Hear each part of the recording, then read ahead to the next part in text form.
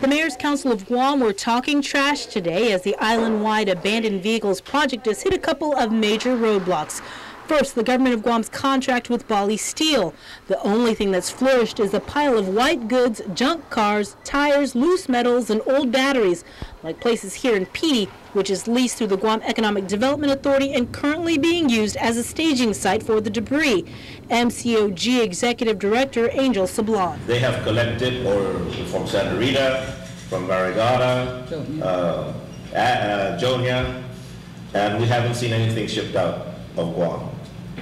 Of course, we're not paying, because if you don't ship out, we don't pay. But what's happening now is that his subcontractors are calling it quits. Global, for one, is no longer accepting any Nagascasi Nota bucks, simply because they keep collecting all these items and using the bucks, but they're not getting any bucks back from actual cash back from Bali Steel, because Bali Steel is not paying them.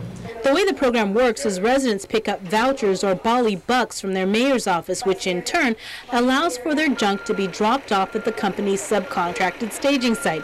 Once Bali Steel ships the debris off island, they can then pay their subcontractor. According to Sablan, none of that has transpired. We've tried to communicate with Bali Steel. The numbers we have for them, either they don't answer it or they're never in. Aside from the controversy surrounding Bali Steel is the General Service Agency's heavy equipment subcontract, which has expired. The contract is for services like backhoes, which help load the junk cars and white goods for removal to the staging sites. The new RFP that was issued didn't include the advice from mayors to change the requirement for payment to a per tonnage rate as opposed to a per hour rate. We were told who to use. That was with the objection that we said. But we said we have people in our village who know our roads, who know how to pick it up. They said, no, this is who bid for the government-wide heavy equipment contract. And per hour rates on this bid actually went up. They used to be 55. Now some of them, I'm looking at the submission of bids, they are now $70 to $85 an hour. The problems with the cleanup project have mayors like Gigo's Robert Lizama considering the possibility of taking legal action specifically against Bali Steel. I think it's got to the point where earlier we need to get our legal counsel, because we're dealing now with a contract that supposedly is breached. Other mayors like Mangilao Mayor Nito Blas feels they should kill the contract and take over. Let's give us funding, give us a PO. Oh, I'm going to do a requisition.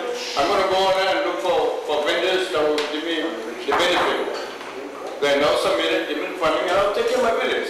As a starting point, mayors this morning agreed to write a letter to Guam EPA expressing their dissatisfaction with the government's contract with Bali Steel, which we should note expires in November. As for the subcontract for heavy equipment with the General Services Agency, we're working with GSA to see whether we can just go back to per village and give you guys your $14,999. You deal with 2 or 3 vendors each at that price and clear out your village.